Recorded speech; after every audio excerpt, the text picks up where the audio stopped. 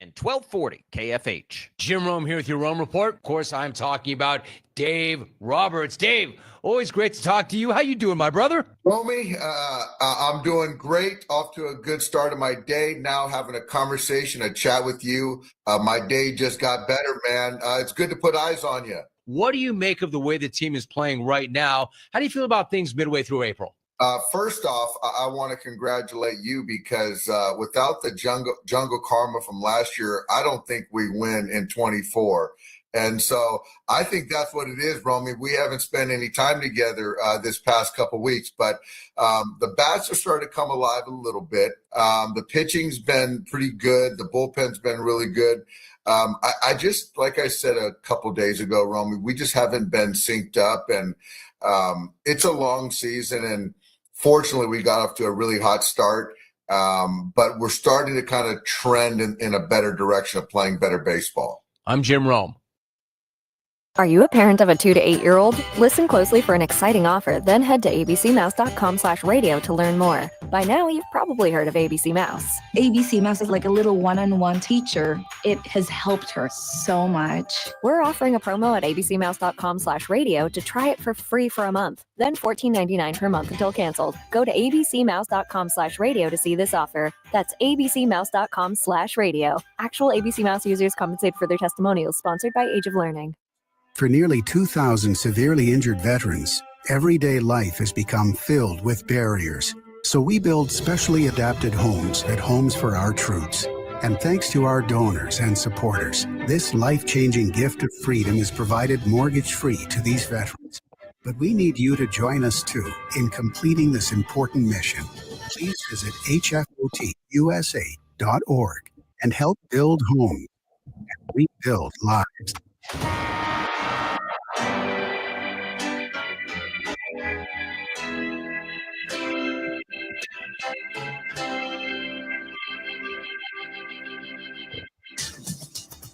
Now, from Wichita's most listened to sports radio, 97.5 and 1240 KFH. This is Sports Daily with Jacob Albrock and Tommy Kester.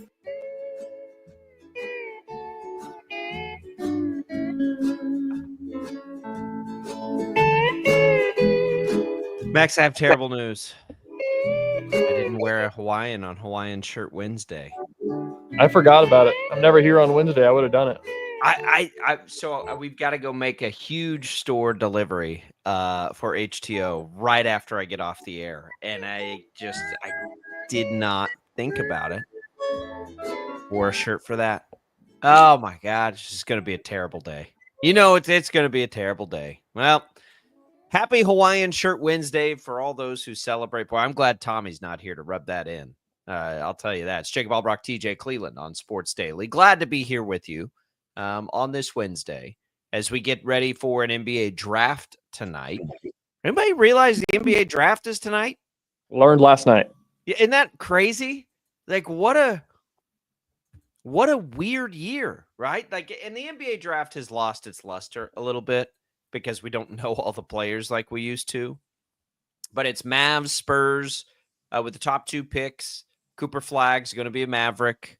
And then it's all bets are off, I think. I think everybody's just sort of guessing at, what might happen in that second spot. So that's tonight. We'll kind of look at that a little bit. Not a whole lot, because I don't think either one of us are locked into that too much. But we'll take a browse of it. Maybe we'll talk to Shreyas Laddha about it, who's a huge basketball guy. And who is our KU insider. We'll kind of get his take on it a little bit perhaps later. But that's coming for you tonight. We've also got the Royals, who fell pretty flat in the opener last night. Taj Bradley was really good against them. We'll get into that game as well. We'll start to talk a little bit. I want to kind of take a look here over the next few days at what we think about the teams around the Chiefs. I think we've established through this offseason that we all feel like the Chiefs got at least a little bit better or the same. So what did everybody else do around them of the major contenders? So I want to look at that a little bit as well. We've got all of it coming for you. It's What's on Tap, brought to you by the Wichita Brewing Company, locations east, west, historic Delano, featuring a rooftop deck. Wichita Brewing Company, it's pizza and beer made here. TJ, good morning. How are you? Good morning. Getting back to the early morning grind. Been 5 days since I was on the radio last, so it doesn't get easier, but I'm here. Yeah, it's not earlier than last week. I'll Yeah, say it was, that out at the it was a Wichita long. Open. I think it was a longer drive to get to Crusty than it was here. So Yeah. Well, we're here. We are. We're here with you in the morning. The Royals lose the opener 5-1 to the Rays. We'll spend time with that today. I mentioned Shreyas Laddha. KU makes a big addition yesterday. They get a reclassed player. I don't know how much you're locked into the KU roster movements, but it's been a minute. We've been wondering how long it was going to take, what were they going to do, what's been happening, why is this taking so long? But it's Cole Rosario who is reclassifying. I believe he was a top 30 player next year. He becomes a top 75 player this year. And even though it might not seem like he fits a position of need at shooting guard, Shreyas, our KU insider that's joining us later, has been telling us they've been looking for a shooting guard for a while. And so clearly this was a desire. It adds to an already really young roster for KU, but they go and they get a piece. yeah, it's huge. I think it is the fact that there hasn't been anything that's happened. And we've talked a lot about that they've kind of just bottomed out. They've missed the last 4 guys that they've reported to be linked up to. And so I think the fact that they just land a guy, a 4-star prospect at that, this is a move that whenever I saw it on the surface, it feels like the old Bill Self recruiting days whenever he would do this. This was before the transfer portal. This was the kind of guy that Bill Self would go get. And so I'm really excited for this next season, just for the fact of like everything that's happened the past couple of years are just out the window. Basically, all of those guys are gone except for, Flory Badunga and a couple of those guys. But it's going to be new look. It's going to be a lot new personnel. And I think that Cole Rosario is going to fit really well into what they're doing, even if he's a guy that just comes off the bench and is a 3-and-D guy because he's got length. He can shoot it. And from what I've seen from him on Twitter, he's a 3-and-D guy. He seems a lot like a Svi Mikhailuk type of player, maybe taller than Svi. But I think he's going to fit in well. Yeah, it is going to be it's fine. The fit is he's going to be a freshman. He's going to be a young freshman. And they're already leaning on essentially all young players next year. Sure. I don't know how that's going to work. Has Bill Self ever had a team like that where there's just not really any? Yeah. Yeah, but that was just it was the young guys were the stars, but there were still lots of old guys right on that team. Not a ton of them. I mean, that was that class was Frank Mason, Kelly Oubre, Andrew Wiggins, Joel Embiid. Like those were all freshmen. And they were all playing as freshmen? Mm-hmm. Frank wasn't playing as much, but I mean, Wiggins, Oubre, and Embiid were all big parts. It's going to be Connor Frankamp. Sorry for getting Connor on that list. He was in that class? I think so. That was right before. I think it was right before I got here. Man, I don't know what to make of it. It obviously has not worked with the older guys, so I'm not like opposed to it. Exactly. It's just new. And does it make much of a difference if they're all new transfers or if they're all, young new guys? Probably not that much of a difference. I mean, it makes some difference, but some of those transfer guys weren't fits either. And so, we'll see. Darren Peterson's supposed to be that dude. And we love Flory Badunga, but we love the upside of Flory Badunga as much as like we realized there were a lot of inconsistencies in his game. It'll be an interesting year. I'm excited for it. I'm not like, it's not like none of this is doom and gloom for them. Like it's going to be interesting, and they still need another couple of players pretty badly. I think at least a backup big, if not, probably 2 of those guys, and they'll find them. But maybe that's where some experience comes. Maybe you can go find just the absolute best, attitude, hardworking, whatever, tone setters who probably won't even play that much. But Flory Badunga is going to need somebody to come in. Like they're going to need a big that can give them minutes because Badunga is going to find himself in foul trouble at minimum. That's the thing is that, whatever they're going to get at this point, like I think that they've got a starting 5 set. I'm sure if they went out and got a nice transfer, he could slide himself in there. But at this point, I think you have a starting 5 that you can roll out and be successful in the Big 12 with what you have. So I think that everybody that you're going to go get at this point, I don't see them making a huge splash at what's left in the transfer portal or, the high school scene. Everybody's recruited at this point, except for the guys that are reclassifying down, I guess. But I think that they've got a starting 5 set. I think that they will go out and get some transfers to fill out the roster, give it a little bit more depth. Corbin Allen that came from Kansas City is not going to be having to play big minutes in his true freshman year at KU. So I expect something like that. But again, it's not going to be it's probably going to be a mid-major guy that wants to make the jump up, something like that. I don't think they can go out and make a huge splash at this point. And I'm okay with that. I think that the philosophy that's going on this season is the fact of them realizing like revenue sharing's here for one. We're putting a large investment into Darren Peterson and Flory Badunga, and we'd rather invest in that rather than go get XYZ out of the transfer portal. And I like that recipe. Yeah, we let's talk about that because we can talk about it on the other side. I don't know. I think it's all more coincidental. Maybe it's not, like the design of this and all the changes that are coming. So we can get into that. We got lots coming up. We'll give away some Crestview golf. Stay tuned for your opportunity to win that throughout the show. Thanks to Prairie Fire Coffee for keeping us fueled up early in the morning on a midweek edition of Sports Daily. We'll come back. Don't go away.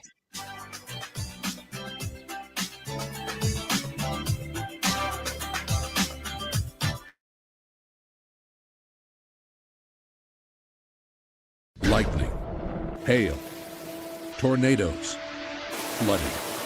It's the worst of severe weather, and it's coming.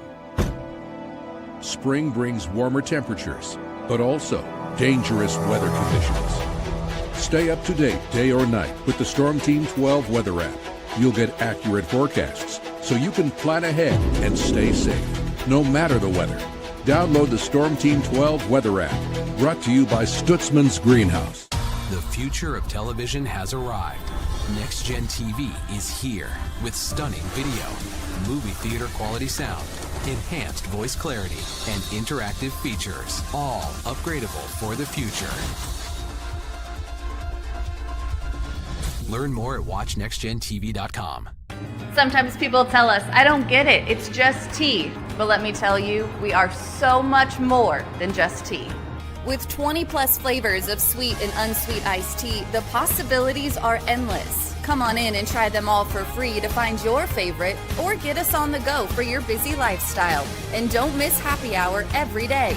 So the next time someone tells you it's just tea, tell them to come by and find out why we say, drink tea, be happy. They're not just the canvas of our imagination. They tell a story. Clouds affect the events of your day. Sometimes they growl, sometimes they inspire, but they're always the messengers of nature's mood, written in the sky. Storm Team 12 understands the language of clouds. We're dedicated to decoding their message, so you know what to expect. Behind every cloud, there is a story waiting to be told. Trust Ross Jansen and Storm Team 12, alerting you first to the impact on your life.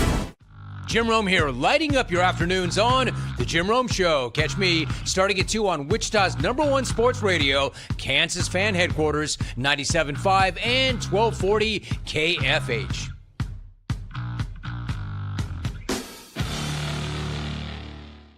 What is GMFB Overtime? It's Peter, Jamie, Kyle, and Akbar breaking down the NFL 5 days a week. It's okay to be excited. It's this, that, and a whole lot of fantasy. It's football for everyone. Weekdays at 10 a.m. on KSCW.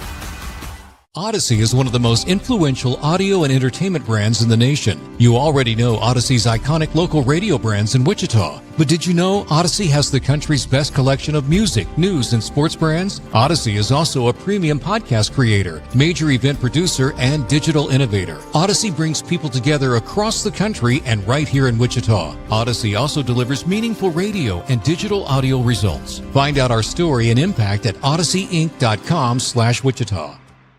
Make yourself known now. 831001 in traffic pursuit. Oh my God, here. Investigate TV Plus begins with real people.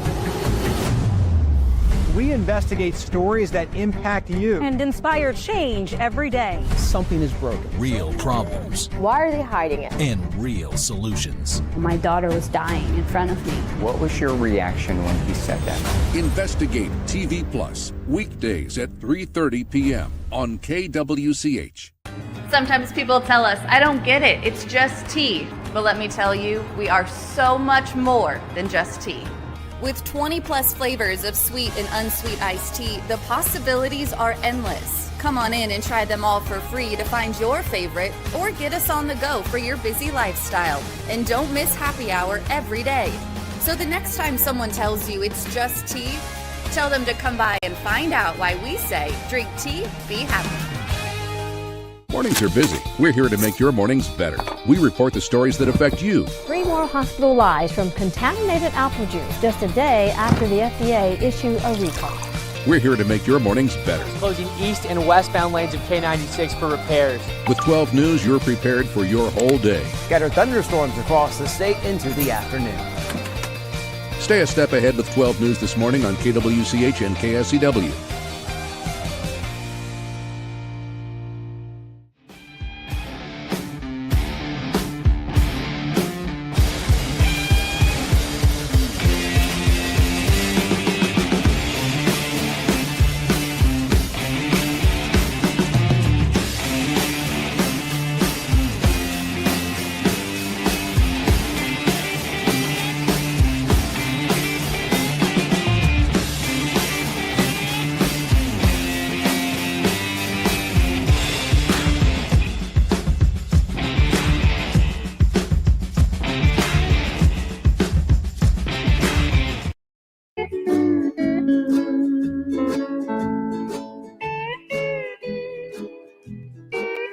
Man, it's a Hawaiian shirt Wednesday, and sad that I'm the only one with an Hawaiian shirt. What's that, Max? Sad that I'm the only one with a Hawaiian shirt. You have a Hawaiian, not even just a tie-dye? No, it's a Kamakona's shrimp truck. It's your shrimp truck shirt? Max, I need a couple of things, and I even have a reminder in my phone. I need you, A, to text me in the mornings on Wednesdays and remind me, but B, make me tell my wife no work on Wednesdays. That defeats the whole purpose of a Hawaiian shirt lounge it back Wednesday. She's got me running around all over town as soon as we get off the air. Maybe I should just make the HTO delivery in a Hawaiian. Maybe I should just do that. It's not illegal. I don't know what's holding you back from that. Yeah. Supposed to drink tea, be happy. That's right. That's right. What a disappointing start there. Maybe I'll just put one on anyway during the next break. Maybe I'll just go do whatever.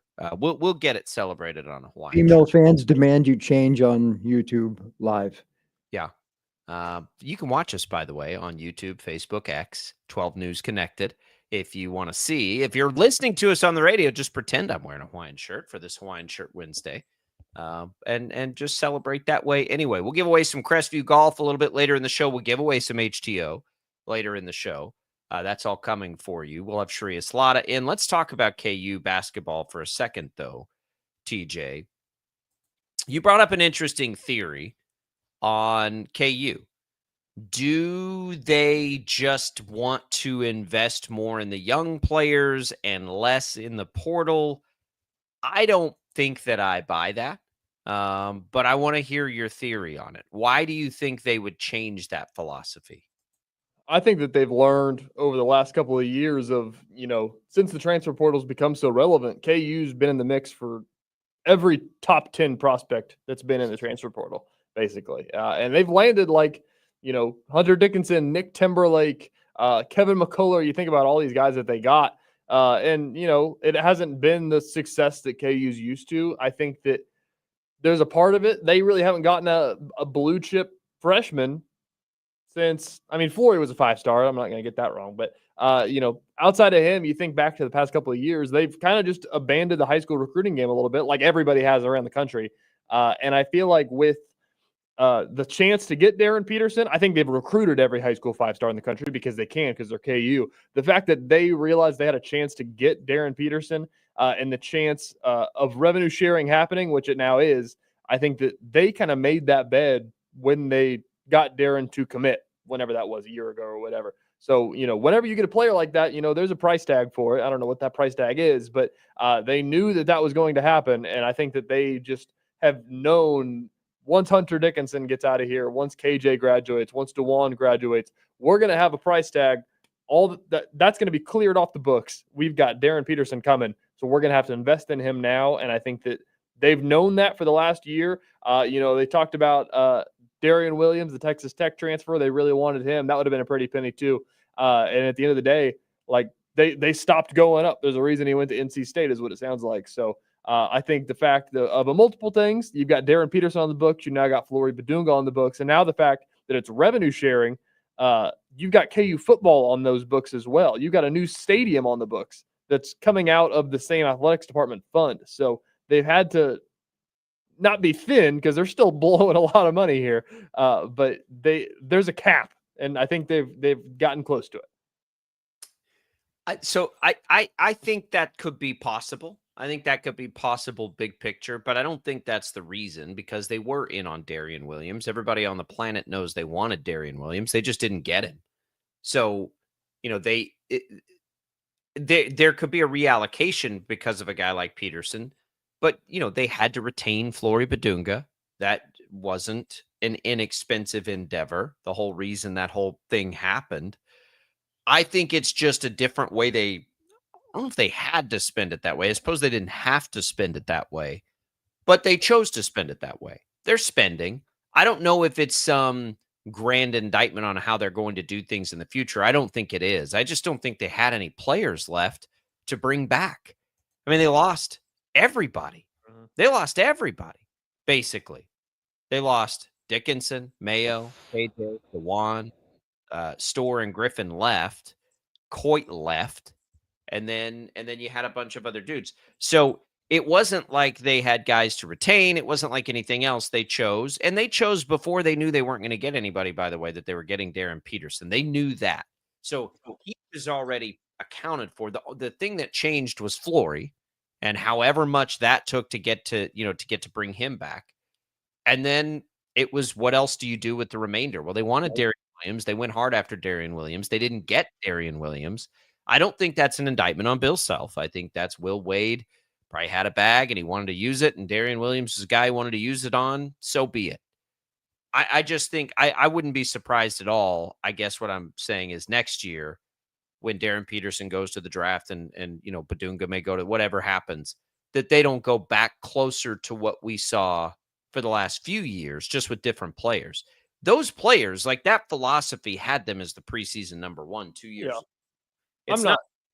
It's just they weren't a good fit together. Yeah, it's just kind of a storm of events that happened that turned out that they weren't good. I don't think that they are, I guess I'll be more clear here. I don't think that they're attacking this offseason with the thought of, we don't want to do that again. I think that they're attacking it as the fact of, hey, we're going to go get the number 1 player in the country, and they'll figure it out after that. And this is them figuring it out. They just can't afford to do what they've done in years past because they've got Darren Peterson, and that's what they wanted to invest in. And I like that idea. Yeah, I like it for a year. I like it for a year. You got to have a player. He's got, Bill Self's called him the best player they've ever recruited, the best player they've ever brought in. He wouldn't just throw that around. That doesn't make any sense for him to, unless he really believed it. And we see that type of player.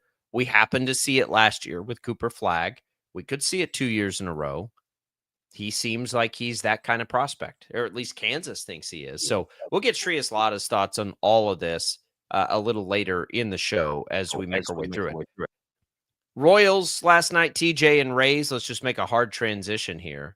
That was a dud in the opener. Taj Bradley is a guy who has pretty good stuff, but he lasted an inning and a third in his start prior, and he had an ERA just under 5 going into this game. He's perfect for a while. And he holds the Royals to just 2 hits and 6 2/3. That's a pretty tough offensive start to that series. Chris Bubich wasn't good. He wasn't bad. But he's not what he was to start the year, which, again, we've talked about it a million times. That's an unfair expectation. But he was good enough for that to be a competitive game, and it never really felt competitive. They can't walk into games against guys who have 5 ERAs and get shut down like that. Doesn't make any sense. I don't know what has happened to this team offensively at home, but whatever it is, change it. That's a disappointing start to that series. It doesn't make any sense why they're so bad at home. Last year, they were like the best team in baseball in Kauffman Stadium. Like they were unreal at home, and now they're basically the complete opposite. I think I saw a stat actually. They're a perfect 500 across home and road and overall record at this point. They're 19-19 at home, 19-19 on the road. But I agree. You know, the fact that they're playing a guy that, you know, the Rays are a good team. They've been playing pretty well. But, you know, very well. Yeah. So, but at the end of the day, if the Royals want to make the playoffs, they're going to have to beat good teams. And we really haven't seen them do that. Like they beat the Rangers. Are the Rangers a good team? Yeah. I mean, they're as good as the Royals are. I don't know that. To me, it's less because we've seen him. We saw him lose a series against the White Sox. We saw him get swept by the A's. I don't even think it matters so much anymore who they're playing, because I think if they do what they do, they are good enough to beat anybody. I predicted yesterday they would have a nice week. They'd have a big week. This would kind of be the anti-home series for the year. It's certainly not happening through the first game. I just don't know why a guy who has struggled all year comes in and is perfect against them for 5 1/3. I saw there was a graphic or something, and I haven't double checked this, but something to the effect of the Royals are the only team in baseball, right, without an extra base hit with the bases loaded. And everybody else has several at least. It's just not, it's not making sense. Like the things that are happening they're not making sense. Like, why is this happening? It's not like the roster isn't a roster that would make you think this. Like, it just is very strange. I can't figure it. It's a better roster than the team that went to the ALDS last year. Like, I agree. Bar none, it's better.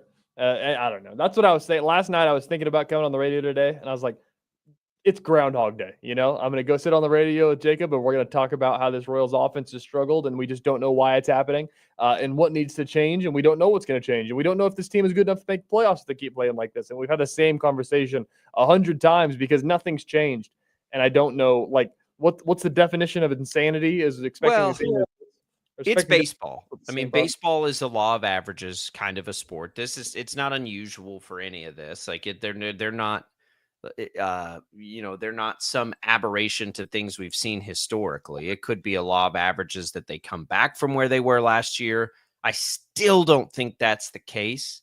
I think that when you even look at last year, this was a problem that started to rear its head in September. They really struggled to score runs, and they overcame that. I keep thinking and keep wondering, there's going to be a stretch where they just turn it on and stay hot offensively. There has to be. There's too many good players in the lineup for that not to happen. But I don't know that they can withstand the long road it's going to take to get there, right? Can they? How much longer can they sort of just meddle away here before they run out of time for that streak to come in and be what it is? I saw yesterday, I believe it was ESPN put out a 50 players who could get traded sort of articles. It was fun. It was a fun read. And there's a million, right? Because you don't really know who the contenders and the sellers and all those things are. But I can tell you, one of the names that was pretty high on the list was Seth Lugo. Yeah. And the Royals are going to have some big decisions to make. Again, we talked about this forever when we were out at the Open. They don't have to make them yet. They got to make them in a month. And if you don't think you're contending, why wouldn't you make some of these trades? But I just don't want them to. I can't not imagine punting on this season. And they're not anywhere near doing that. They're 38-41. They're very much in the wild card, but it could happen. It's going to happen one way or the other. Like they're going to have to make the call, and they can do both. They can trade some players and be aggressive and still try to win and do all those things. But man, I just can't believe we're having this conversation before this year and the expectations we put on them. And you tell me they made the Cags call. And they found him a spot to play every day. It's just really frustrating. And it's frustrating for them. They'll face a tougher pitcher tonight on paper than they did last night going in Rasmussen, who's been pretty dang good. And then Boz in the finale. The Rays can always pitch. The Rays starters are inflated because they're playing in a little bandbox while their stadium is repaired. So probably some of these things we see from their staff. They're the only staff in baseball who has as many quality starts from their rotation as the Royals do. But the offense, and we said this yesterday, the offense is going to have to do something in this series. The offense is going to have to pick them up and carry the pitch. Like, they're just going to have to. And they certainly did not yesterday. Just a really, really piss poor offensive performance on Tuesday night for the Royals. And they got to bounce right back. No time. They don't have time to sit there and figure, like, you just got to go. I mean, the timer is on, like, towards the trade deadline. I think if they're 10 games under 500 at the trade deadline, I think they need to sell. Like 100% they need to sell because, but it's so interesting. And I talked to Tim Grubbs about this last night, is that this team last year, the ownership, they want a new stadium, obviously, and they wanted to invest in getting a winner to get people excited about a new stadium. And they did that. They made moves. They extended Bobby Witt. They brought in Seth Lugo, Michael Walker, all these guys, and made a playoff team basically. And then they kind of doubled down a little bit this summer. They didn't really do that much more, but they made a roster that was better than it was last year, and it's just not working. So you have to think that's the other piece of this, is that are the Royals going to sell while they're trying to pitch a new stadium to lawmakers and to voters, basically? Like, if I'm voting and the Royals just if the Royals traded Salvador Perez, which I don't think they will, but if the Royals traded Salvador Perez and I'm voting to give you my tax dollars to build a stadium, like, that's going to sting, and like, people would be pissed. So that's the other part of this that also is a really interesting watch of what they're going to do in this scenario, because it's never been more win now for the Kansas City Royals, and they're not winning. So do you double down on that and try harder at the deadline, or do you give up and just start thinking about the future of Bobby Witt and Caglione and Michael Garcia and Vinny and those guys? No, I don't think you have to do either thing. The Royals' future is bright because they have Witt, Pasquantino, Garcia, Caglione, still probably at least one more year after this one of Salvador Perez being effective. They have all of those pieces. They have Cole Reagans, right? They feel like they might have Noah Cameron. Waka, they got on a multi-year deal, I believe. So they have him again. Like, they can sell and still not like slam the door shut. The question is going to become, do they feel like they can contend through the end of the year? If they put Seth Lugo on the block, he'd be one of the most attractive players out there. And so how much control how much time does he have left on his contract? Let's just take a look.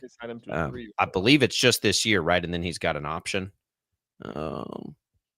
So he signed a 3-year deal initially. Yeah, he's got a player option after this year. So next year's on a player option. He will almost certainly exercise that option. Even at 36 years old, he's worth far more than the $15 million a year he's set to make in that year. So he's probably exercising that option. Unless you can have a conversation with him right now that was like, hey, do you want to stay here, like longer term? It's not going to make a lot of sense. Seth Lugo helps them this year try to win a World Series. If at any point they don't think they're going to do that, then you're going to trade Seth Lugo at minimum. But you can only trade Seth Lugo. And by the way, you can trade Seth Lugo and still compete for a World Series. Like, you can still, even if you made that decision in July, it's not like that's the end of the season and they're not allowed to win any more games. I think they would make that decision if they're just being practical and they're saying it's a long shot. We're not out of the woods yet. We're not selling, but we'd be dumb not to entertain offers at this point, right?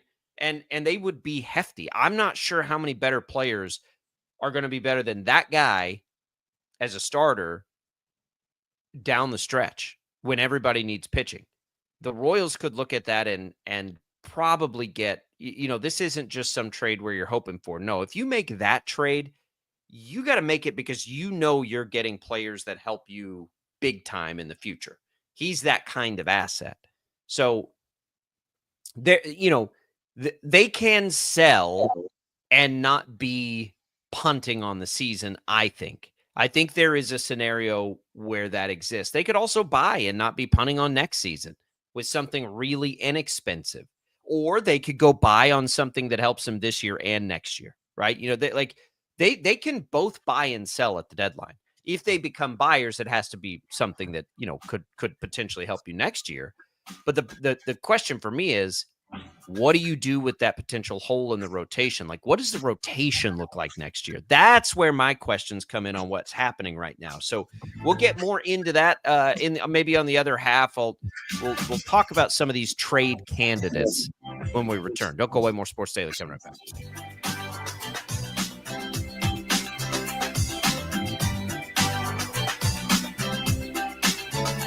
97.5 and 1240 KFH. Extend your engine life with Mobil 1 full synthetic motor oil and save money on your next oil change with O'Reilly Auto Parts. A full synthetic oil change combats sludge, reducing wear and controlling oil breakdown. Right now, get a $15 prepaid. Lightning, hail, tornadoes, flooding. It's the worst of severe weather, and it's coming. Spring brings warmer temperatures, but also dangerous weather conditions. Stay up to date day or night with the Storm Team 12 weather app. You'll get accurate forecasts, so you can plan ahead and stay safe, no matter the weather. Download the Storm Team 12 weather app, brought to you by Stutzman's Greenhouse. The future of television has arrived. Next Gen TV is here with stunning video, movie theater quality sound, enhanced voice clarity, and interactive features, all upgradable for the future. Learn more at watchnextgentv.com. Sometimes people tell us, I don't get it, it's just tea. But let me tell you, we are so much more than just tea. With 20 plus flavors of sweet and unsweet iced tea, the possibilities are endless. Come on in and try them all for free to find your favorite, or get us on the go for your busy lifestyle. And don't miss happy hour every day. So the next time someone tells you it's just tea, tell them to come by and find out why we say, drink tea, be happy. They're not just the canvas of our imagination. They tell a story. Clouds affect the events of your day. Sometimes they growl, sometimes they inspire, but they're always the messengers of nature's mood written in the sky. Storm Team 12 understands the language of clouds. We're dedicated to decoding their message so you know what to expect. Behind every cloud, there is a story waiting to be told. Trust Ross Jansen and Storm Team 12, alerting you first to the impact on your life. Jim Rome here, lighting up your afternoons on The Jim Rome Show. Catch me starting at 2 on Wichita's #1 sports radio, Kansas Fan Headquarters, 97.5 and 1240 KFH.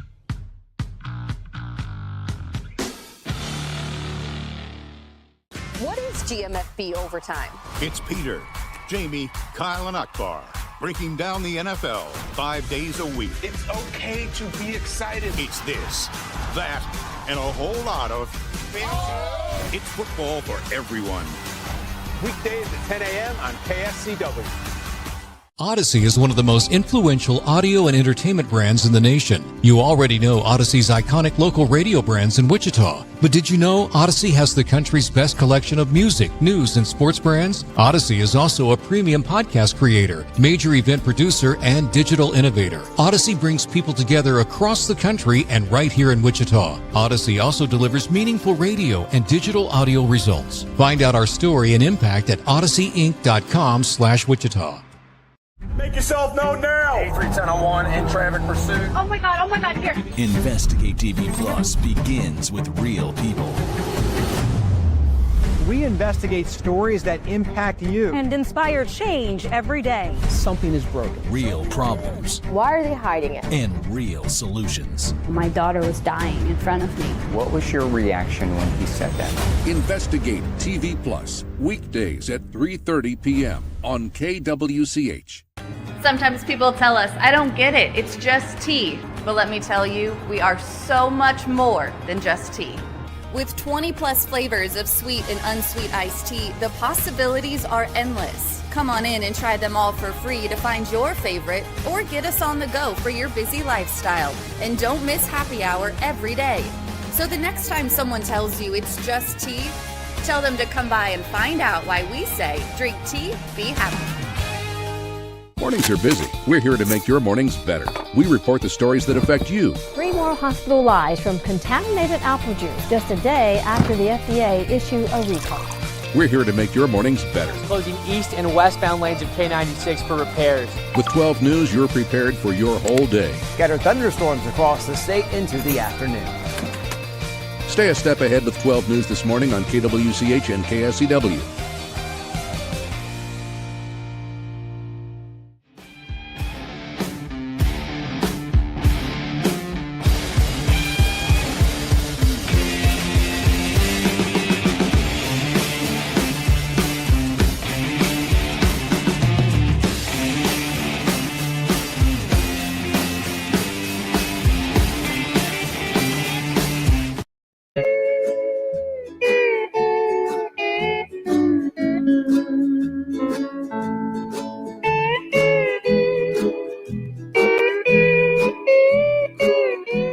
All right, we're back. Hawaiian Shirt Wednesday is back, baby. Made the call. Went and grabbed one there during the break. Here we go. We're celebrating. Sorry to everybody who was disappointed, who had their day turned upside down through the first couple of segments on the video stream without a good Hawaiian shirt on a Hawaiian Shirt Wednesday. Now I'm partying with Max here. As we're talking Royals, we'll talk a little NBA draft. We can talk Chiefs as well. So the ESPN article is out, and just a couple of names mentioned. An interesting team on here is the Red Sox. They've got a bunch of their guys. I think everybody's anticipating they continue to sell. The Diamondbacks are another one of those interesting teams. They've had a ton of injuries. And then Seth Lugo, TJ, becomes so they rank them. They're calling this their ranking. Not most likely, I don't think, but a ranking of these players. For instance, Alex Bregman and Jarren Duran of the Red Sox are 1 and 2. Sandy Alcantara is 3. I'm going to tell you right now, I would take Seth Lugo over Sandy Alcantara 10 times out of 10 if I was a team looking for a player to help me this year. Freddie Peralta's in there. He's been really good for a long time. Of the Brewers. So Seth Lugo is their 6th ranked player and their 3rd ranked starting pitcher on this list. I think he's probably higher than that in reality, but that tells you what kind of trade candidate he could be. And I'm not advocating that the Royals trade Seth Lugo. Let me just say that 500 times. Not advocating for that yet. It's too early to make that call. But if they were to listen to him, that kind of tells you where he might sit in the rankings of, or in how players are evaluated as trade candidates. Yeah, I don't know. It's interesting. You think that they could get a big league ready bat for Seth Lugo, or if they did that, would they be getting prospects to think for the future? Boy, that's a good question. Man, that's a good question. You can get a young prospect that's in the big leagues. You know, you think about what they did with Cole Reagan's the pitcher, obviously, but they traded Aroldis Chapman for Cole Reagans, who got called up 2 weeks later. Is that what you could get from him, or was it going to be a guy that's in Double A? No, you'd ask for more than you'd ask for more than Reagan's because Lugo's more valuable than Chapman was that year. I think. Now, as somebody who's a Rangers fan who follows the Rangers, like they obviously didn't think that Cole Reagans was that kind of pitcher either. Lugo's the only guy on this list of top 50, by the way. I think that they also have plenty of relief pitchers that could be of interest for people. Lugo's only in there for the reasons I think we're talking about. Like even on something like this, like I don't think anybody thinks of the Royals as sellers. I don't yet. I think they could be. But they're going to be, even if they trade a player or two, they're not the same as a typical seller because it's hard to imagine they're going to fall so far out of this that with a half a season still to play, you can't envision them making a run into the postseason. You know what I mean? Like they would have to be so far back of the wild card at that point. It seems impossible that they even could be. So Lugo's name is on there because in my thinking is the same probably as this list. He's just such a valuable piece that they'd be crazy not to listen. unless they're a lock for the postseason. Again, I'm not advocating for them to trade Seth Lugo. I'm not. But I'm advocating for them to listen if somebody wanted to blow him away. Yeah, if you told me you could get Cole Reagans for him, I would take that right now, knowing what Cole Reagans, is and assuming he comes back from his injury okay. But I think you'd have to start with a young starting pitcher, a prospect that you feel like could fit into your rotation. And the other part of it would be, somebody you would be able to foresee being an everyday outfielder probably. Those would be the thing. It doesn't have to be an outfielder either, because Maikel Garcia and Jonathan India have shown you they can play anywhere. So it could be anybody. It doesn't have to be anything specifically.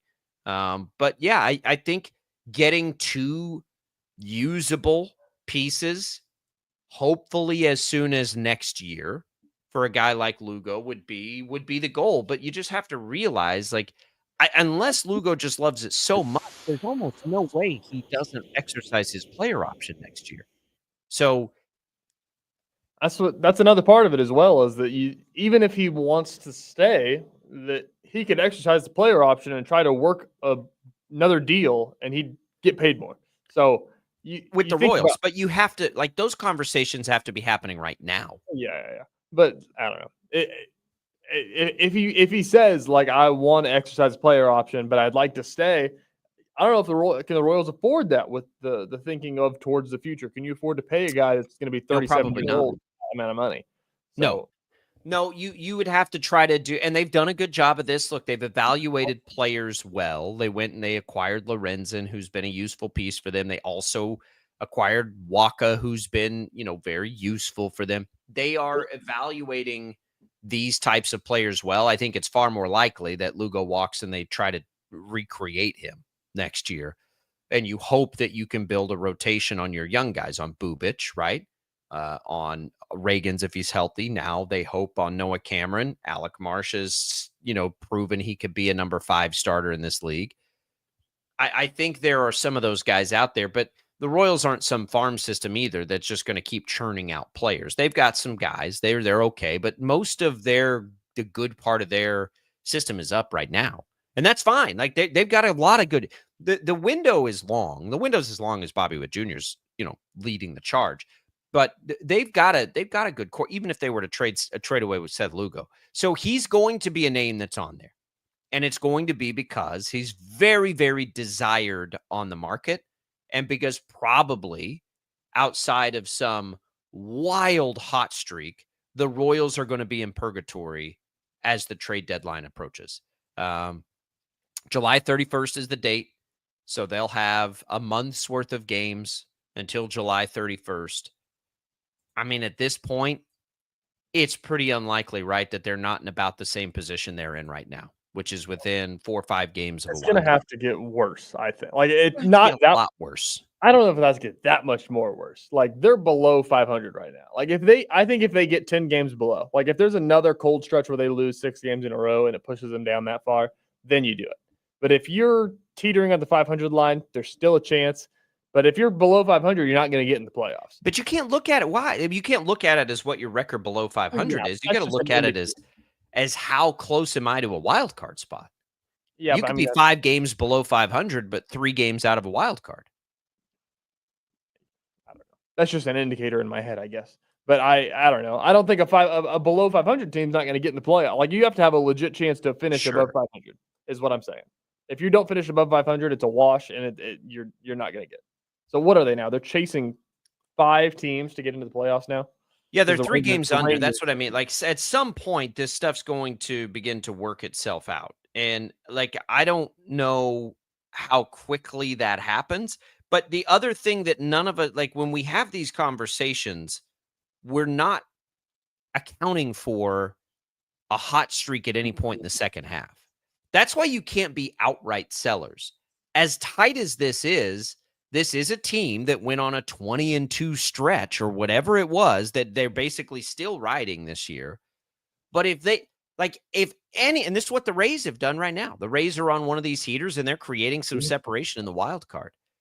But a handful of these teams probably will be significantly better in the second half than they were the first half, right?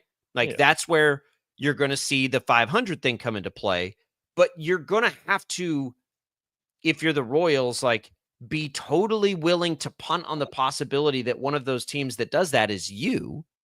And I don't know that that's the right way to approach it.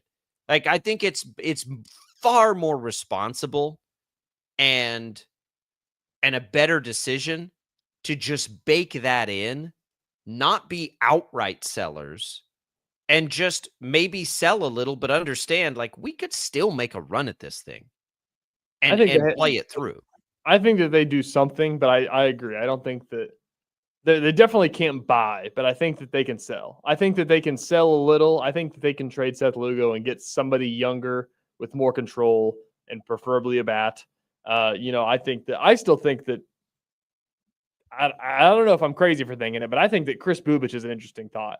That the fact of what he's done this year, of somebody that wants to make a push, of him being basically one of the best ERA pitchers in baseball, and you don't think it's sustainable. I'd entertain all those offers as well. So I think Bubic? I would. I think that what he's done so far, you can capitalize on it if you don't think that you're good enough to make a playoff push.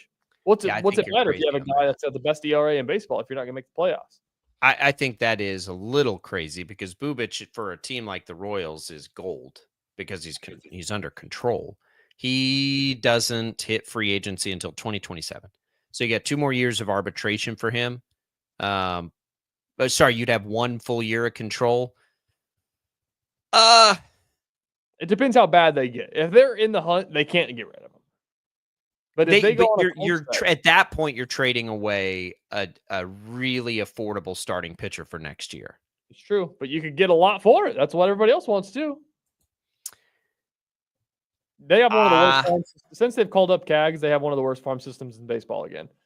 Well, so, sure, yeah. I mean, that's how you reload it. About that. But do they need to reload that? When was the last time the Royals had a good farm system? Can I ask you that?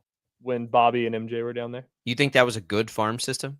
Well, ranking-wise, it was a bad farm system with a good player, which is basically what it was with Cags, right? They haven't.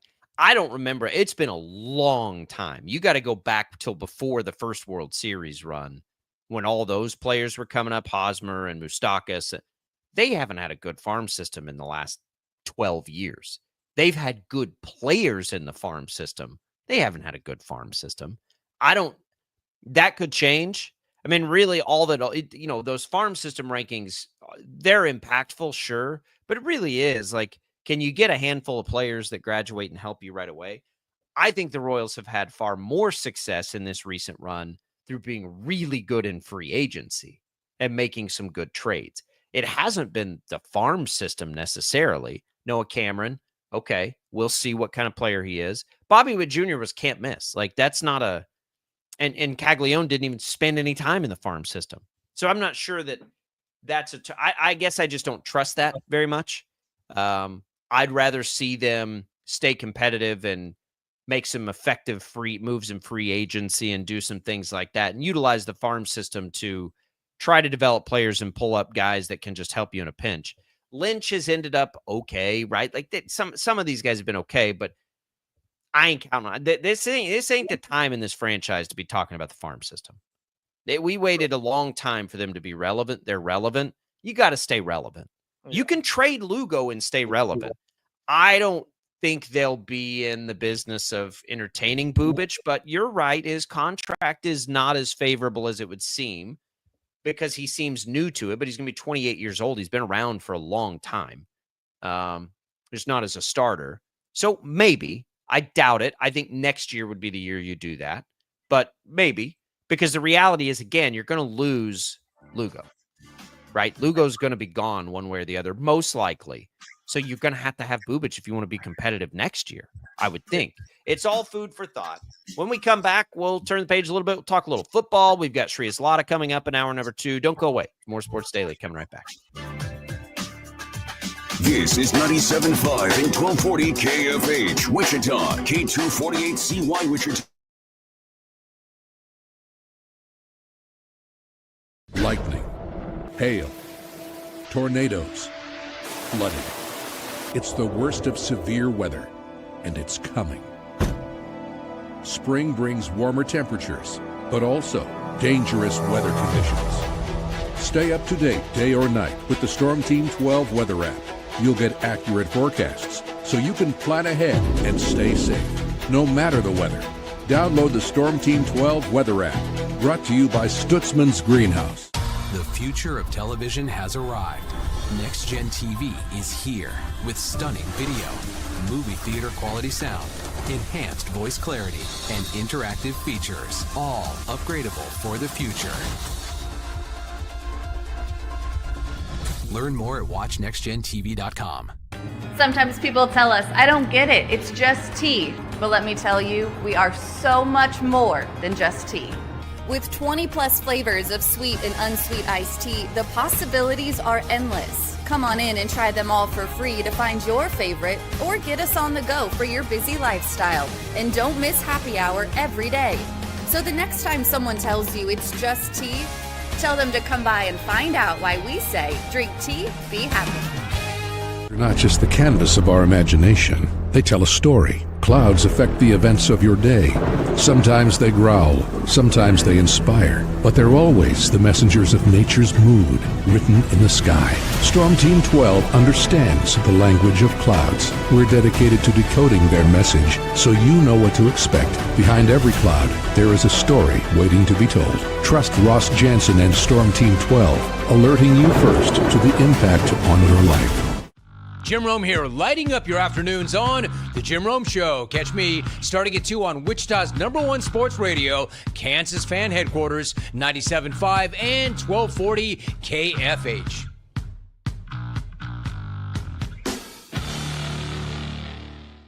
What is GMFB Overtime? It's Peter, Jamie, Kyle, and Akbar breaking down the NFL 5 days a week. It's okay to be excited. It's this, that, and a whole lot of fantasy. It's football for everyone.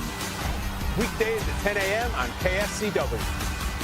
Odyssey is one of the most influential audio and entertainment brands in the nation. You already know Odyssey's iconic local radio brands in Wichita. But did you know Odyssey has the country's best collection of music, news, and sports brands? Odyssey is also a premium podcast creator, major event producer, and digital innovator. Odyssey brings people together across the country and right here in Wichita. Odyssey also delivers meaningful radio and digital audio results. Find out our story and impact at odysseyinc.com/Wichita.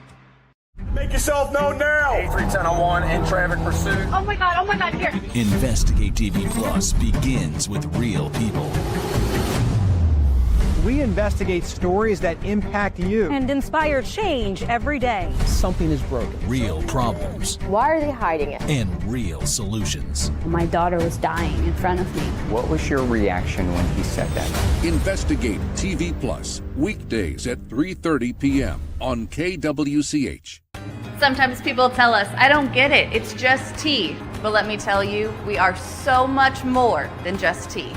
With 20 plus flavors of sweet and unsweet iced tea, the possibilities are endless. Come on in and try them all for free to find your favorite, or get us on the go for your busy lifestyle. And don't miss happy hour every day.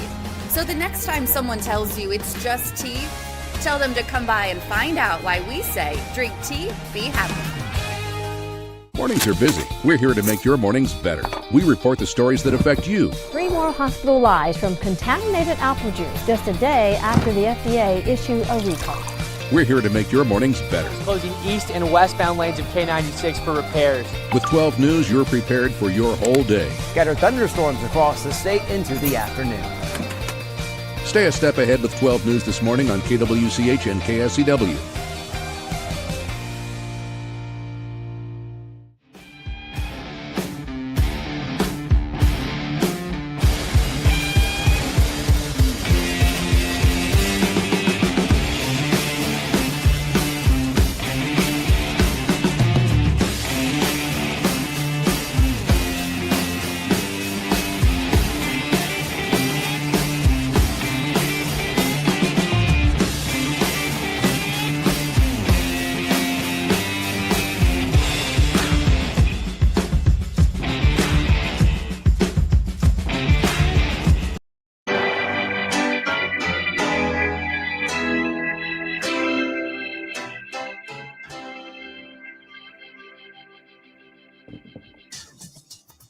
Now, from Wichita's most listened to sports radio, 97.5 and 1240 KFH. This is Sports Daily with Jacob Albrock and Tommy Kester.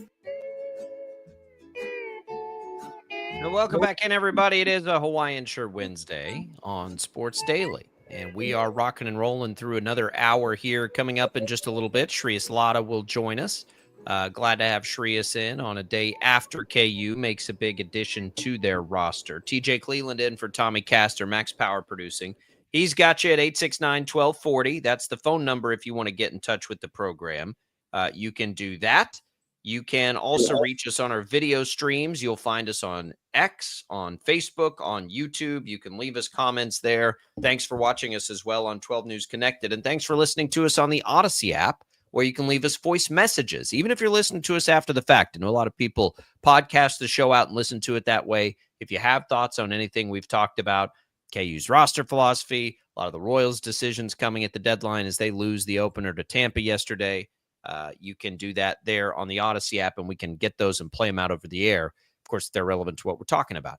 We'll get more into the Royals and their game tonight in this hour. Shreyas Laddha is going to join us in this hour. We'll talk a little NFL football. What about the teams around the Chiefs? We like what the Chiefs have done, I think. I'll let TJ speak for himself. But we have that. But what about everybody else, right? What about all the other teams in the NFL? What are they doing to get better? We'll go through some of that as well over the next couple of weeks as we count down the days until training camp. It's What's on Tap, all of it here, brought to you by the Wichita Brewing Company, with locations east, west, and historic Delano, featuring a rooftop deck. Wichita Brewing Company. It's pizza and beer made here. Man, I got Hawaiian. I could roll up to a Wichita Brewing Company right now for a couple slices of that pizza, a couple of Wichita Brewing Company beers. That'd be a pretty good way to spend a Wednesday. But we'll work instead. We'll work for you, the people. But we appreciate Wichita Brewing Company and their support of the program. Let's start this hour with our giveaway. You can score a round for two with a cart at Crestview Country Club. All you got to do to win this contest, this is our last Friday of the month. Our last winner will be this Friday. You can text the keyword golf to the number 20357. We will pick one more winner. We've done this every Friday through June. You can enter once per 24 hours. Message and data rates apply. More details at kfhradio.com. Good luck, everybody. It's been one of the more popular giveaways we've ever done on this show. And Crestview said they've heard a lot about it. They're excited to get people out there to tour the facilities. TJ, I haven't been out and checked out the north side as they're still trying to break down the open. I know they've got people playing golf out there. I was like, man, it's so amazing that this is happening. And I wonder what this place is going to look like when they clear out, and we've got to see, because it was so, I mean, we would have been in normal circumstances, probably through Sunday, we would have been cart path only golf. Like, it was so wet at the beginning, and that all was just trampled through. But it's rained at the Open before, so maybe it's not that more unusual than normal. But they still have storm damage to clean up. Well, trees. I mean, it's good. It's crazy out there. I talked to Ben Hartman, who's the groundskeeper with the Wind Surge. So his crew went out and was helping at the golf tournament to help clean up and do all their stuff as well. And they were telling me that they got out there like as soon as it happened on Tuesday, and there were like trunks of trees, not trunks, but like branches, but not twigs, like branches were like in the fairways, like a foot deep. Like they were pulling them out of the fairways. Like that's unbelievable. I've never even seen anything like that. That's such a cool story that the Wind Surge went out there to help them, the Wind Surge grounds crew. That whole thing is still just blows my mind. Like, the fact that tournament felt pretty close to normal. Like, the only thing missing were the air-conditioned chalets. And everybody was okay with that, by the way, because everybody knows what happened. But, man, that it is just wild to me that they were able to do what they were able to do. It's always wild to me what these grounds crews can do. Like, let alone the effort to get things cleaned up and, the community effort, and that's also cool. But the golf course looked fine, the actual course. How they can, as somebody with a yard, like how they can do those kinds of things it's amazing what they can do with time, with just a little bit of time. and they got that thing looking good. So I am curious to get out there and maybe play a little. Maybe I'll try and go fire off a couple holes this week just to scout it and see what things look like as they continue the tear down of that event and they get on the road and they go to the next one. But it's a pretty wild and crazy event. Thanks to everybody who stopped by, said hi while we were out there, and good luck in that golf giveaway today. One more time, if you've never been out and played, the famed North Course. I love the South Course. I think you can use this giveaway on either.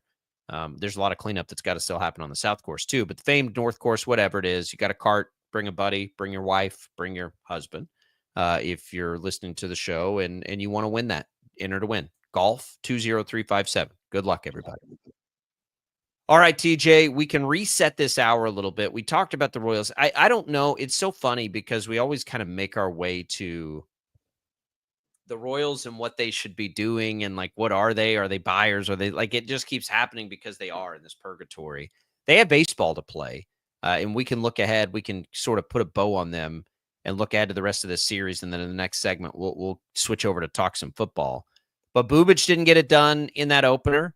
Now Waka takes the mound against Drew Rasmussen, and we'll see if he can sort of settle the ship. That's kind of been his role this year, right? Like he's been sort of the stabilizer, the most consistent guy, and I'm really glad he's still there. His contract, by the way, as we're talking about these things, he has a club option. So Waka's going to be around a while, most likely, right? He doesn't hit free agency until 2029.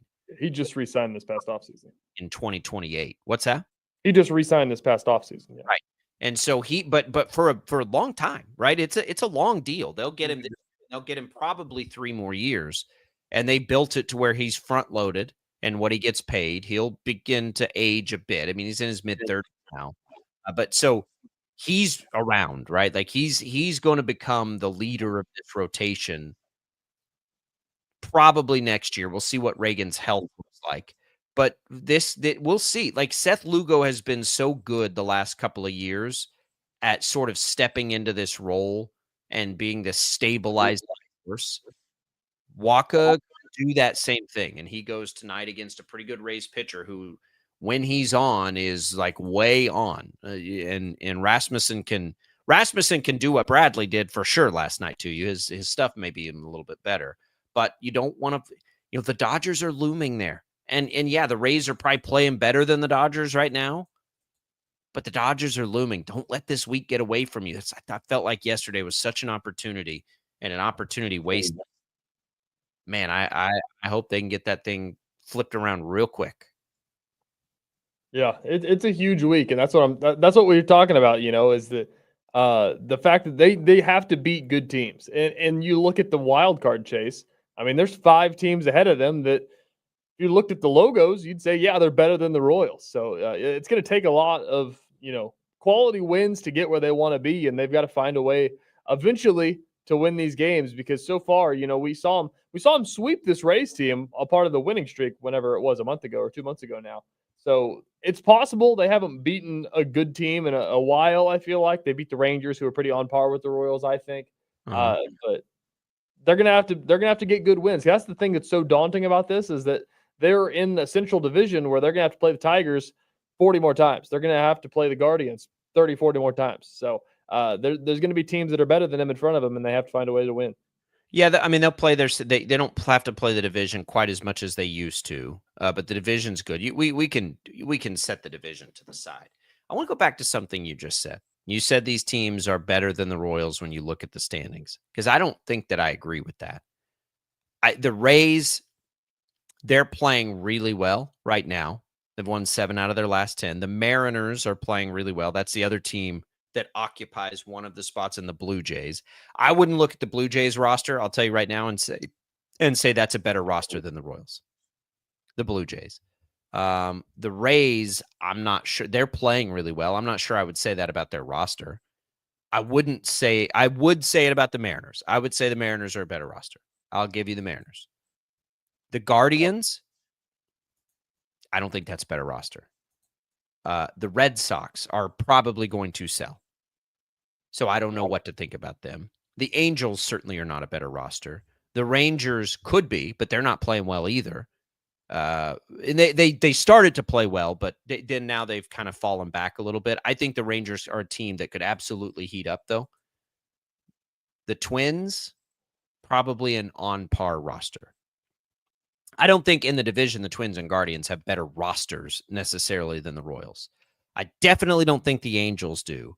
I think the Red Sox are going to sell. The Rangers could. They're almost the same thing as the Royals, an underperforming team so far, I would say. So you've got, can the Royals be better than Toronto? I think so. I mean, Toronto doesn't overly scare me right now. That's what I'm like. That's why this is so hard. 3 weeks ago, you never would have thought we'd be talking about the Royals like this. They're in a little bit of a slump here, just like they were at the beginning of the season. But again, they came back and won 20 out of 22 games. And I know they played a few bad teams in there, but the Rays were one of those teams that they were beaten up on at that time. So I keep getting teased by like, okay, it feels like maybe they're going to get on one of these heaters, and then they don't. But I still think it's in there. The question is going to be, does it happen before the trade deadline? Right? I mean, that's the question. They play 6:40 tonight. You'll hear it right here on KFH. When we come back, let's talk a little football.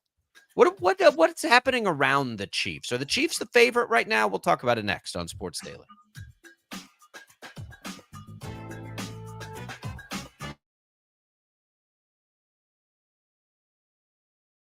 Lightning, hail, tornadoes, flooding.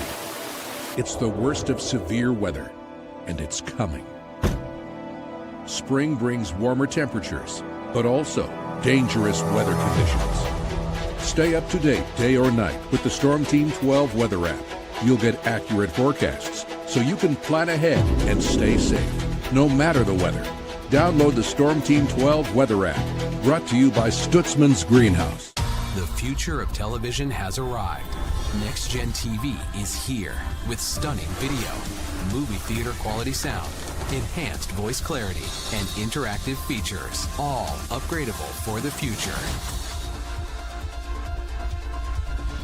Learn more at watchnextgentv.com. Sometimes people tell us, I don't get it, it's just tea. But let me tell you, we are so much more than just tea. With 20 plus flavors of sweet and unsweet iced tea, the possibilities are endless. Come on in and try them all for free to find your favorite, or get us on the go for your busy lifestyle. And don't miss happy hour every day. So the next time someone tells you it's just tea, tell them to come by and find out why we say, drink tea, be happy. They're not just the canvas of our imagination. They tell a story. Clouds affect the events of your day.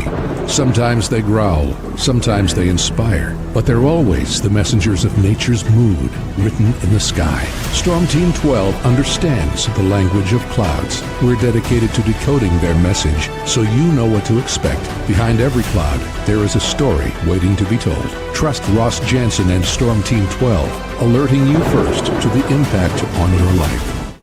Jim Rome here, lighting up your afternoons on The Jim Rome Show. Catch me starting at 2 on Wichita's #1 sports radio, Kansas Fan Headquarters, 97.5 and 1240 KFH.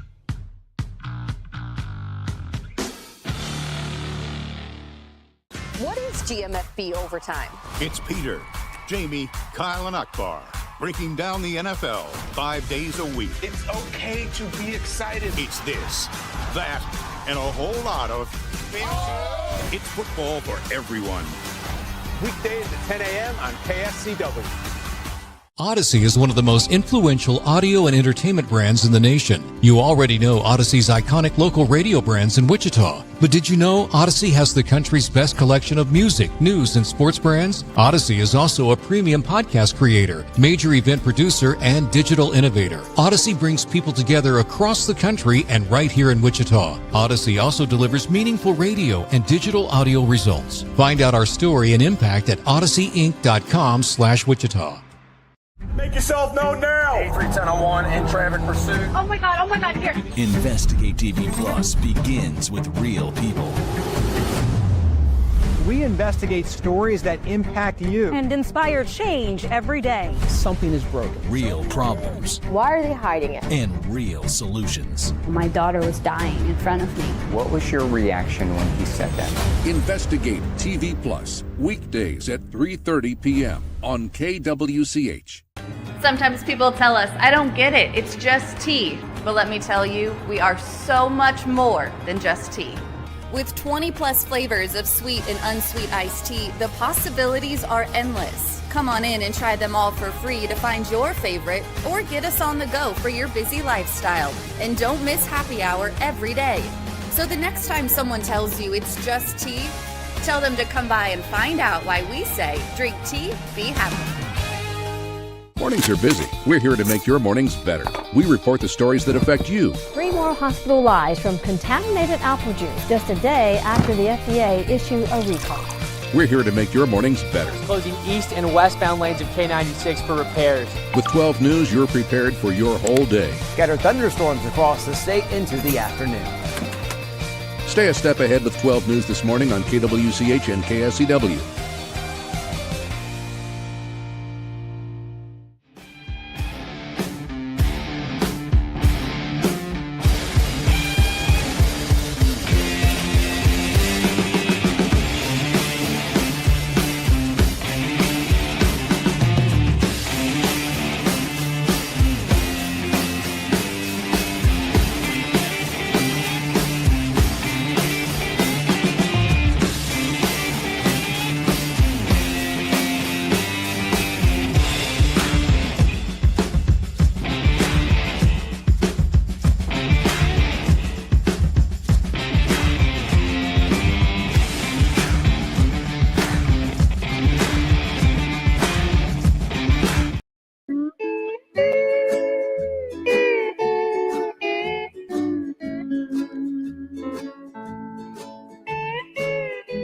Gets me every time. Gets me every time. It's Hawaiian Shirt Wednesday, everybody. Glad to be here with you on Sports Daily. It's been fun. It's been a fun day. We got TJ Cleveland in for Tommy. I'm Jacob Albrecht. We're making our way through this hour, and we've got Shreyas Laddha coming up in just a little bit. If you want to win some HTO, you can do that as well. Just text the keyword T to 20357. That's 20357. The word is T-E-A. You can enter once per day. That'll get you a free iced tea at either Wichita location, east or west, or in Derby. And good luck, everybody. It's iced tea weather right now as we continue to get these little storms in, but it's hot. Make no mistake about it. It's hot. All right, TJ, let's talk a little NFL. You and I think everybody, Brandon, Tom, I think everybody agrees the Chiefs are at least as good as they were a year ago. Right? Is that fair? They're just about the exact same team. I happen to think that they are on paper right now quite a bit better than the team we saw most of last year. That's a team that almost won a real regular season game and went to the Super Bowl. They're just healthy, right? And I don't think they can be worse in the one area that really plagued them. So I think they'll be at least I think they'll be a little better there at left tackle. So I think they're going to be a better team as long as they stay healthy, which we can't know about any team right now because they got all their guys. They did bring everybody back, essentially. We'll have to see a couple of new faces mix in on defense, but I'm counting on them being close to what they were a year ago, but I think they'll be quite a bit better offensively. Right now, the Chiefs are the 4th odds-on favorite to win the Super Bowl. It goes Eagles, Bills, Ravens, and I'm just looking at DraftKings right now, all at 6.5 to 1, which is where the Chiefs have been most seasons. Chiefs are at 8 to 1, and then you have the Lions at 10 to 1. Everybody else is essentially a long shot. Those are the 5 teams right now. I think that's fair, but it does bring up, if the Chiefs are better and they went to the Super Bowl, what's everybody else been doing? What's everybody else been up to? And I think that becomes important because if you go and you look at those odds, the Texans will almost certainly be better than they were a year ago. The division, when you talk about the Broncos and Chargers, feels like it's getting better. The Bengals can't be as bad. They could, I guess they could be as bad. They won't be worse. And we're just talking AFC here. And then, of course, it's the Bills and Ravens, I think, and I agree with this, that would be the primary contenders there. It's even with the Chiefs getting better, it's still going to be tough. The Ravens added Awuzie, the corner. They added D-Hop, which feels like a lifetime ago. They retained Ronnie Stanley, which was their big thing. And then we'll see, through all the draft and everything else that they've done. But they probably got a little bit better. And then the Bills, their big move, of course, their headline move was Joey Bosa to help them a little bit. They also brought in, though, Josh Palmer, who's been a pretty handy receiver over his career. I think they also got better. I think the Ravens and Bills both got better, too. So how do you set expectations then for this? It's a good question. Yeah, it just depends on how much you like the Chiefs offseason, basically. But I think you kind of hit the nail on the head there. We talked about last week that I said that originally on paper, I really didn't like the direction the Chiefs were going of just saying, like, we're going to run it back. We're going to run back the same team. And even though we had our flaws, we're going to trade Joe Thuney on the offensive line that kind of helped us, and we'll just figure it out from there. And I think they kind of lucked into Josh Simmons being healthy, and hopefully he's 100% healthy and ready to go. But it sounds like, by all accounts, he's going to be. But I agree, getting Rashee Rice back is going to be humongous for this team. Having another receiver like that, as he was on pace to be one of the best receivers in the league last year before he got hurt, basically. So you have to think that the Chiefs are going to be right there. But in my opinion, all these other teams, you say the Bills, they brought in Joey Bosa. That's probably the biggest headliner of all of the contenders with the Chiefs there in the AFC.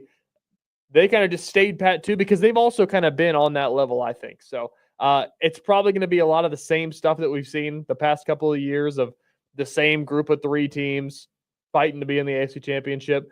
I don't know if Joey Bosa makes the Bills immensely better. Do you think he does? Well, the idea of him does. I don't know if he's still that player. Exactly. I think he probably has a similar impact that Von Miller had there, and Von Miller is gone. He's been so hurt that it's hard to imagine him being what he once was, but he's still Joey Bosa, right? He's still potentially that kind of a player. Even if it's in a limited role, he can disrupt a game in spots. So yeah, look, I think he makes them better. I don't know how much better. I don't know how often he makes them better. They just didn't lose much either, right? They released Von Miller. Mac Hollins is gone. And that's kind of it, I think, as far as like key players leaving them. I don't think they lost much. The Ravens, well, we'll stick with the Bills for now. They did, but they added players that are going to help them. Like they kind of ran it back too. They are already on to life without Steph Diggs. It didn't affect them too much. Josh Allen just won an MVP. So I think they're going to be better. Does Joey Bosa make them better? It doesn't make them worse. Yeah. Right? Like it's kind of like the left tackle situation for the Chiefs. Like, it's not going to be worse. I think it'll be better. Rick says Bosa's already hurt. I would expect him to be hurt a lot this year. Talk to me if he's helping them in January. That's really all I care about. They're going to make the playoffs. Is Joey Bosa a factor when they reach the postseason? Is he a factor when they potentially play the Chiefs and have a rookie left tackle or whatever the situation is? That's all I need to know about his impact on the team. They're going to get there whether he's hurt or whether he plays a snap in the regular season. What can he do for them in the playoffs? And that's kind of what we're doing with all of these teams, right? Like the Ravens, the Bills, the Chiefs, like they're all going to be in the postseason. So what have they done or not done that would put them over the edge? Then we go to the Ravens. The Ravens, for whatever reason, can't get through the Chiefs when it matters most. They add D-Hop. D-Hop, how much better is he going to make him? I don't know, but he's not going to make him worse, right? He becomes their number 3 receiver. I think he showed us enough last year to believe in him as a number 3 receiver. I think the big question for them is can Derrick Henry replicate? Can Derrick Henry replicate at his age what he did a year ago? I would tell you that he didn't do anything a year ago to make you think he can't, right? Other than, the history of this league tells you that it's going to be a long shot, but he's a unicorn. He's not like anybody else. He shouldn't have been that good last year. Well, he wasn't supposed to be, right? By the normal NFL standard. So I won't say he'll be better than he was a year ago, but I think he can be close to as good, which is good enough. And again, it becomes talk to me in January, right? What are these guys doing for you in January? I think the Bills are probably, for me on paper, I would put the Bills ahead of the Ravens right now. Me too. Yeah, I would as well.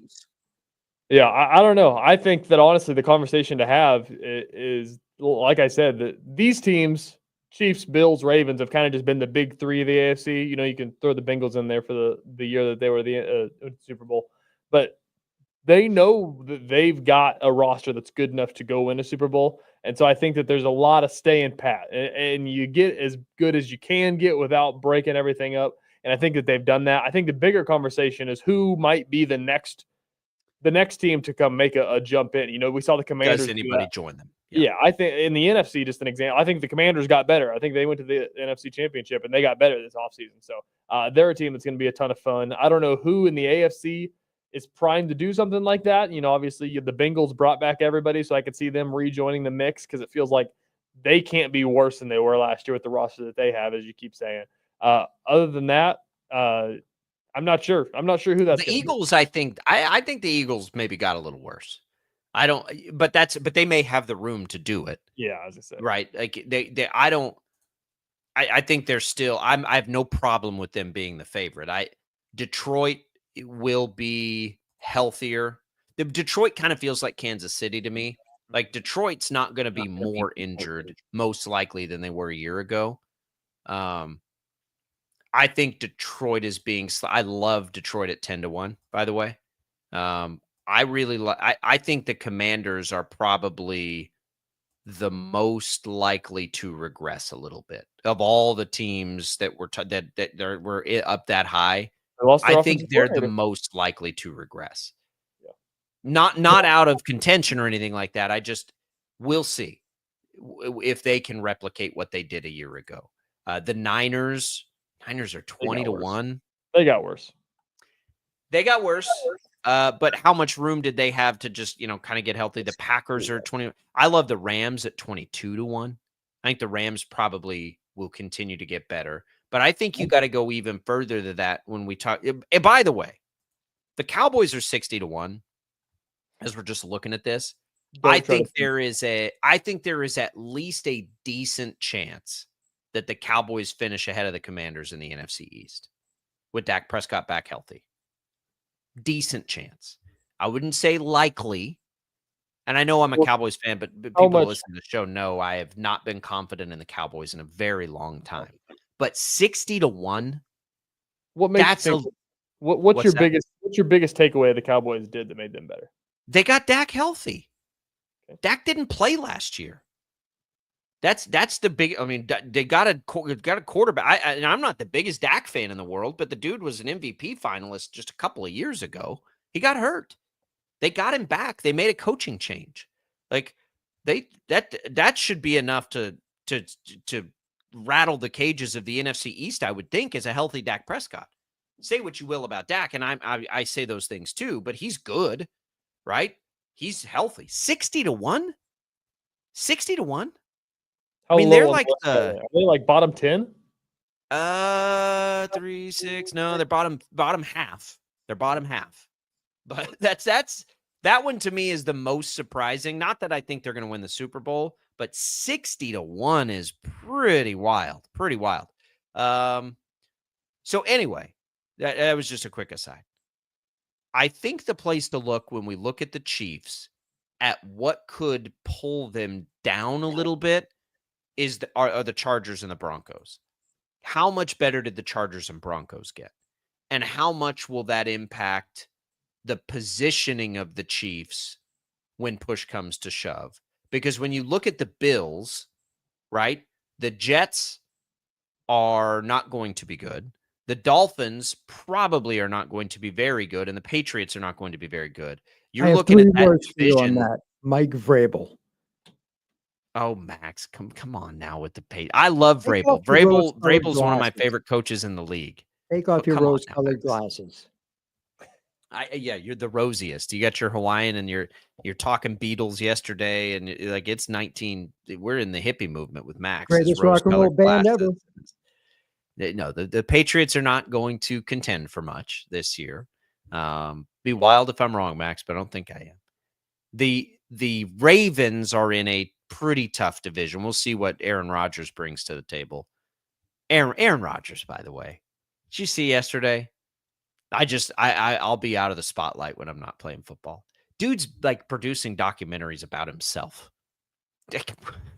There is no world where you want to be out of the spotlight. I've been waiting for you to bring up Aaron Rodgers. So Is he I really? figured that was on the docket. Is he really producing documentaries? I don't think about he's himself? producing documentaries, but there's an Aaron Rodgers. I think he's a producer on that doc. Let me double check that. We can't move. We can't move further past this. And I thought the Hang on, Brazilian I'm pretty sure he's a Oklahoma producer on there. lady.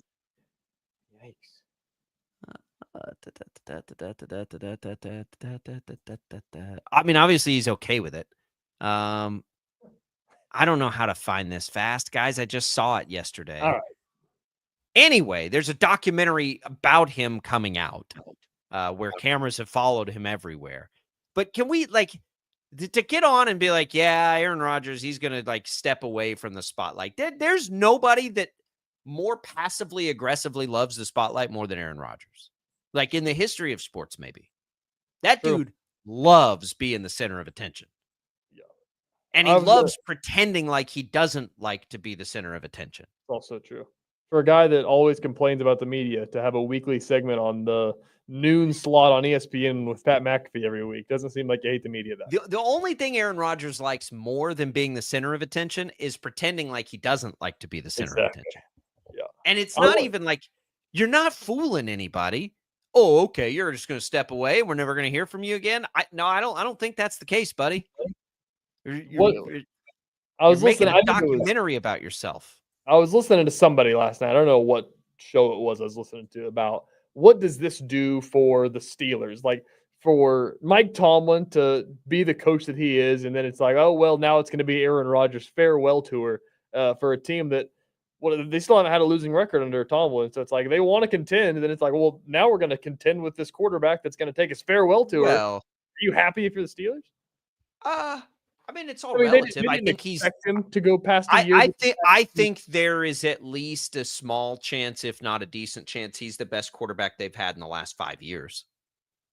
That's true, right? I mean, what's he like to say they needed an upgraded quarterback? I think there's a pretty good chance he's an upgraded quarterback over what they've had.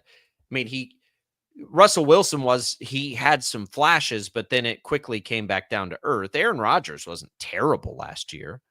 I don't think he's going to be what the Jets thought he was going to be, right? When they initially brought him in pre-injury, but at his age, coming back from the Achilles, I think he could be a little better with more time away from the Achilles. It's still Aaron Rodgers. It's still a Hall of Fame quarterback.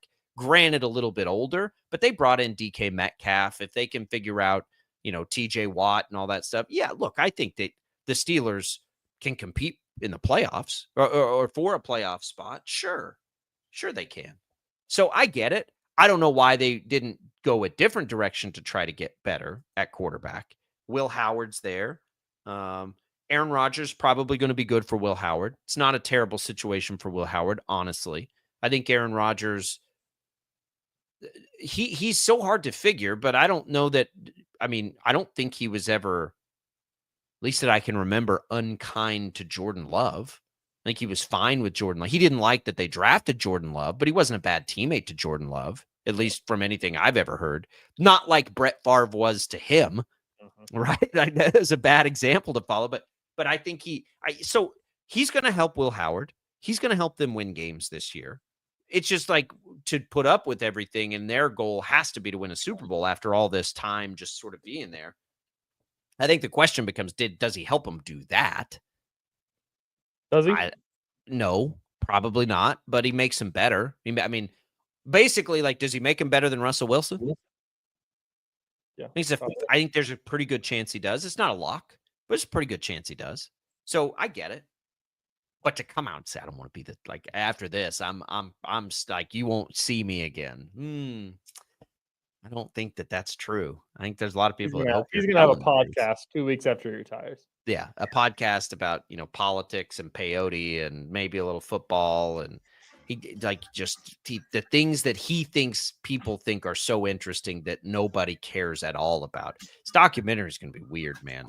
Every image I see is like him with a medicine woman over him doing. I don't know. I don't know what that's going to be like. I won't watch it, so it doesn't really matter.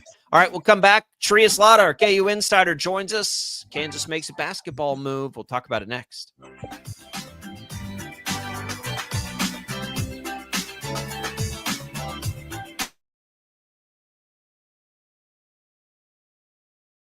Lightning, hail, tornadoes, flooding. It's the worst of severe weather, and it's coming.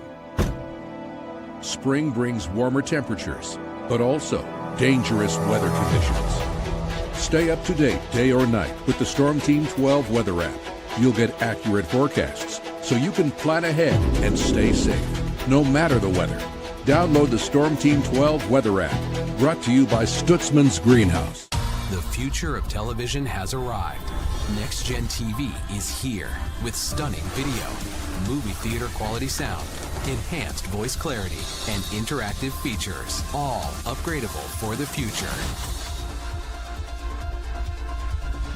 Learn more at watchnextgentv.com. Sometimes people tell us, I don't get it, it's just tea. But let me tell you, we are so much more than just tea. With 20 plus flavors of sweet and unsweet iced tea, the possibilities are endless. Come on in and try them all for free to find your favorite, or get us on the go for your busy lifestyle. And don't miss happy hour every day. So the next time someone tells you it's just tea, tell them to come by and find out why we say, drink tea, be happy. They're not just the canvas of our imagination. They tell a story. Clouds affect the events of your day. Sometimes they growl, sometimes they inspire, but they're always the messengers of nature's mood written in the sky. Storm Team 12 understands the language of clouds. We're dedicated to decoding their message so you know what to expect. Behind every cloud, there is a story waiting to be told. Trust Ross Jansen and Storm Team 12, alerting you first to the impact on your life. Jim Rome here, lighting up your afternoons on The Jim Rome Show. Catch me starting at 2 on Wichita's #1 sports radio, Kansas Fan Headquarters, 97.5 and 1240 KFH.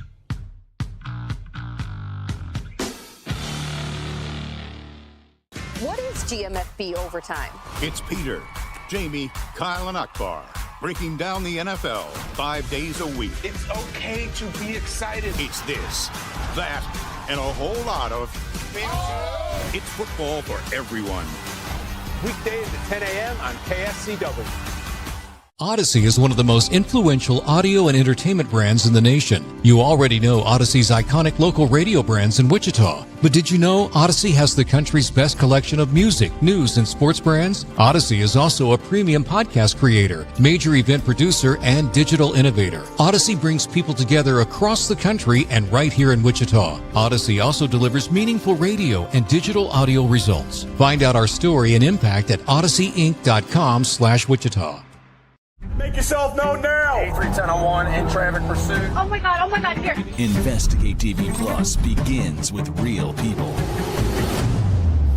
We investigate stories that impact you. And inspire change every day. Something is broken. Real problems. Why are they hiding it? And real solutions. My daughter was dying in front of me. What was your reaction when he said that? Investigate TV Plus, weekdays at 3:30 p.m. on KWCH. Sometimes people tell us, I don't get it, it's just tea. But let me tell you, we are so much more than just tea.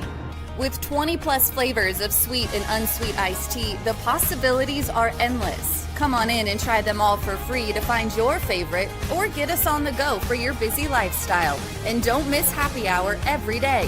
So the next time someone tells you it's just tea, tell them to come by and find out why we say drink tea, be happy.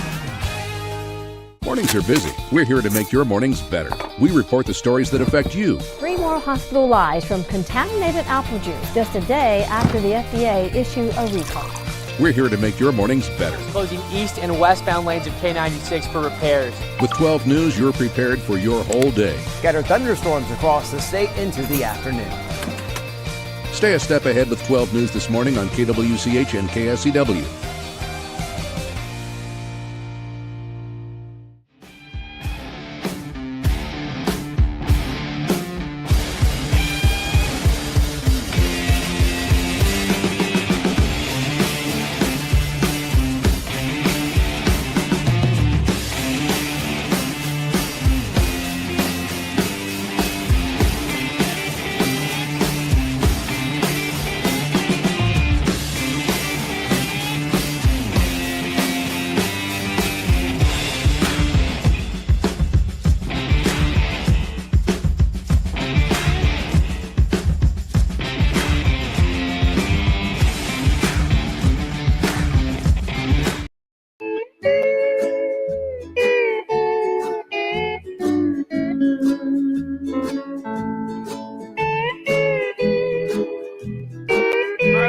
And now, digging deeper with the teams you follow, it's another Sports Daily Insider interview on KFH.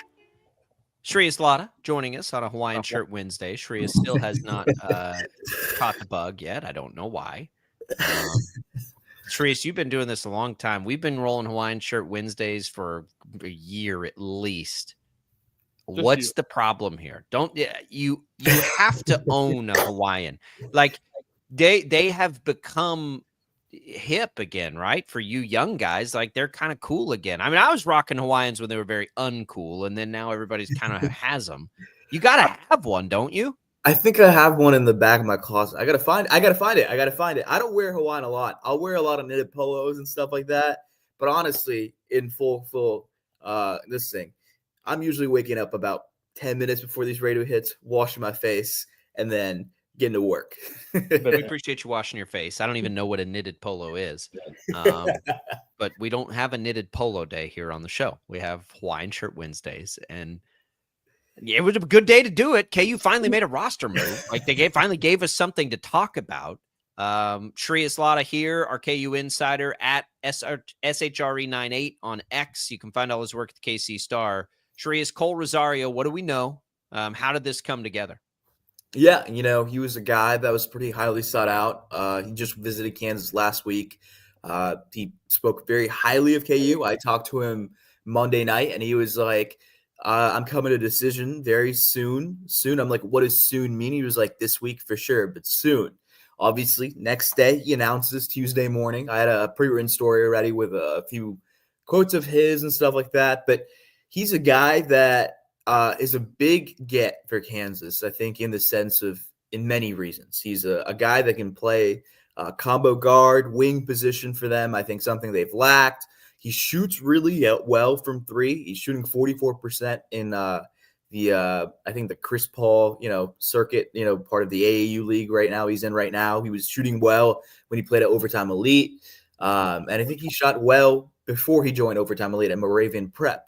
So it's going to be interesting to kind of see how he comes in, but he's a guy that can probably come to Kansas and immediately contribute.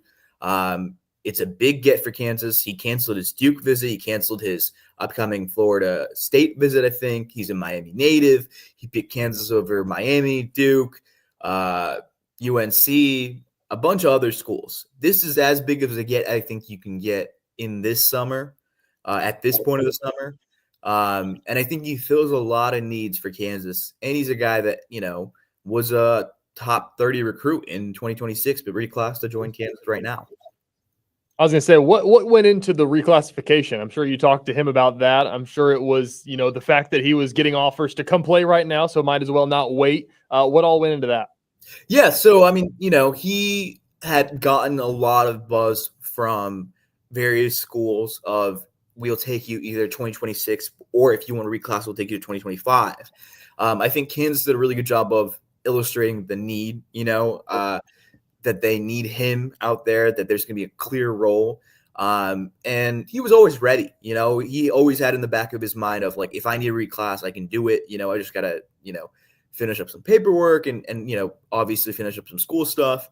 But I think he's ready to play college basketball. He's ready to contribute on this level. And I think he's a guy that, if all goes well, he could be in the NBA after 2, maybe 3 seasons, or maybe really 2, and we've seen it. These reclass guys, they do well. Like Cooper Flag, obviously very different player and much better player, but he reclassed and now he's the number 1 overall recruit. So we could see him go to the NBA probably a year earlier than he expected, if all goes well in like 2 years at Kansas or so. Whenever you look at this kind of player, do you think is it just a timing thing here? It's not like a philosophy change. Kansas is going to be real young. Mm-hmm. I can't imagine Bill Self is making some sort of philosophical shift to a young roster. I think it's just sort of coincidental, right? Like it just happens to be the way it is this year, or is there more to read into it? I think it happens to be the way it is this year because, let's call it what it is. If they would have got Darren Williams, they're not bringing it on a new freshman. They wouldn't have a freshman class of 5.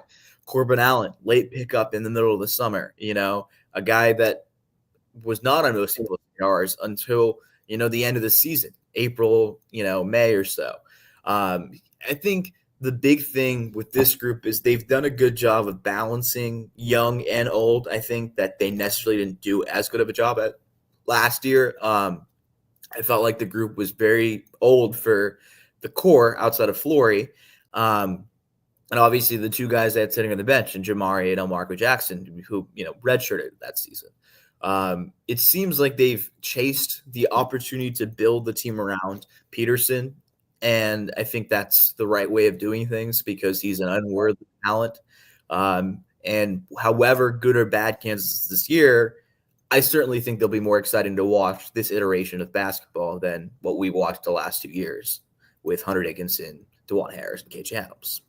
Yeah, we just kind of talked about something before you came on here about the way that they've handled this offseason as compared to past off seasons. In my eyes, I don't see it as them saying, we're not going to go do the huge transfer portal route that we've done. I think it was just more so the fact of when they got Darren Peterson and realized they had a legit chance to get him, it was kind of just making their bed back then to say, like, we're not going to have enough money to go do that at this point in the transfer portal. Do you see it as that, or is this more of an intentional thing to say, we're going to go back to getting younger the way we used to do it?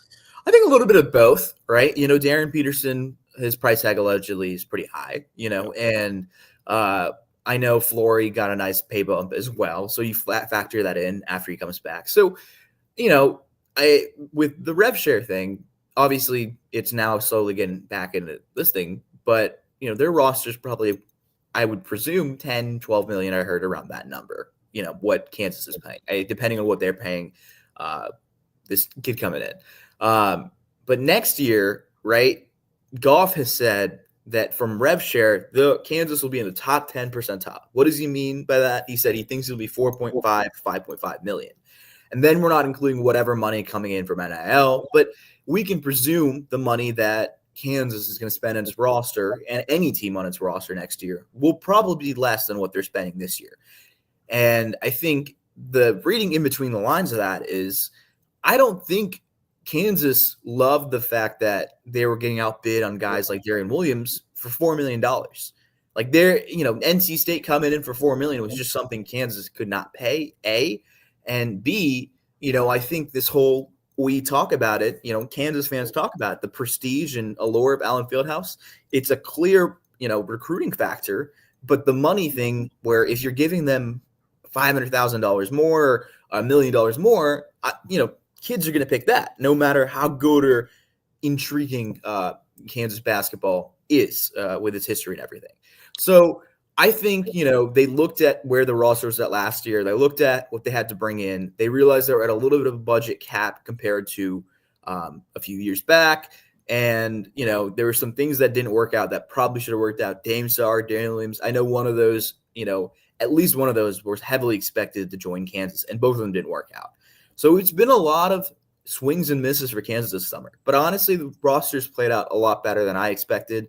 And picking up Coles and, this late in the summer is such a big deal, I think, for Kansas because he fits a big need. But he's also a young guy that can kind of learn alongside Peterson and a lot of these other guys.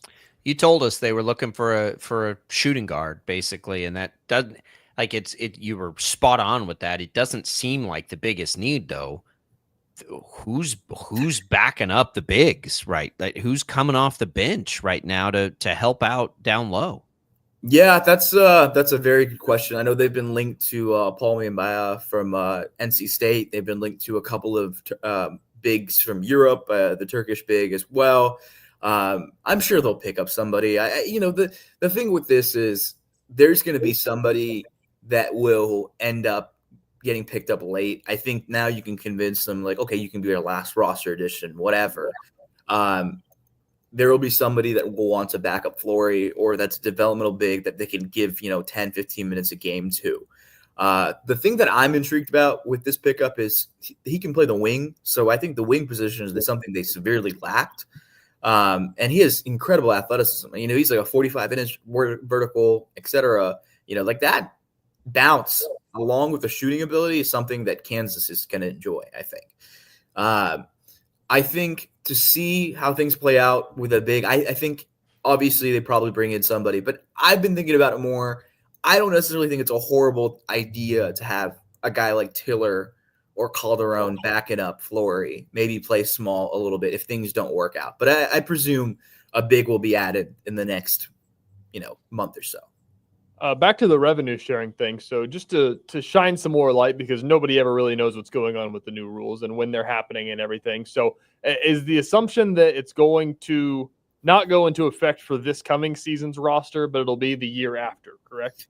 It's into effect. Every, I was told, Goff told me that every person, like even on football end of things, they had there was no amount that was given, but it was presumed that there would be a certain money that would be coming in from rev share once all this stuff was settled. So these guys will be getting rev share. The thing about it is, though, the way Kansas has constructed its roster, it's not built around rev share at the moment. It's built around NIL and rev share. And obviously it will be next year. But I think Kansas will be a lot more strict with its budget and kind of be accordingly based on data and trends of the market next year, because they'll know how much they should be spending. I mean, I think Memphis's AD came out and said if Kansas's reported number that we came out with, or whatever what Goff said, is correct, they're spending that same thing. And that might be true, but I'm not sure Memphis is getting the NIL money that Kansas is getting. And that's where the gap can, kind of go up and down depending on what happens with the clearinghouse things. So that's the part. Sorry, Jacob. Will the NIL on top of the rev share now with the clearinghouse? So like you were saying, they built this $10 million basketball roster off of NIL. Some of these people have. So does that get cut down to the $6 million that the rev share budget has, and then the rest has to go through the clearinghouse? Are they going to have to pay less when all this starts happening, or is it kind of just stacking on top of each other? How does that work? That's part of I think right now it's stacking on top of each other, but next year I bet you they will pay less. I mean, I asked Goff, and he kind of said the quiet part out loud. I'm like, these guys that are getting $4 or $5 million to be starters on college teams to transfer or whatever, Darren Williams is an example, will that be cut in half or 3/4? At least their rev share. And he was like, yeah, I think that's a pretty good assumption. So guys like Darren Peterson, who's making allegedly $6 million, or AJ DeBonso, who's making allegedly $8 million, these guys will not be making that from rev share. I can tell you that much next year if they were still around. Obviously they'll be gone, they'll go to the NBA, but the money for them will have to come in through clearinghouse. And the clearinghouse NIL. Clearinghouse thing right now for me is, I think it's going to be the minute somebody gets a valuation they don't like, they're going to end up suing the NCAA. So that's another thing we have to watch out for. It is. Cooper Flagg had a New Balance deal. That's not going to be everywhere, but how do you know which one's which? Shreyas Laddha, KC Star, KU Insider. Shreyas, we appreciate it. Thank you for the insight. Go find all his work at the KC Star. We'll do it again next week. Absolutely. Thanks for having me, guys. We'll come right back. More Sports Daily. Don't go away.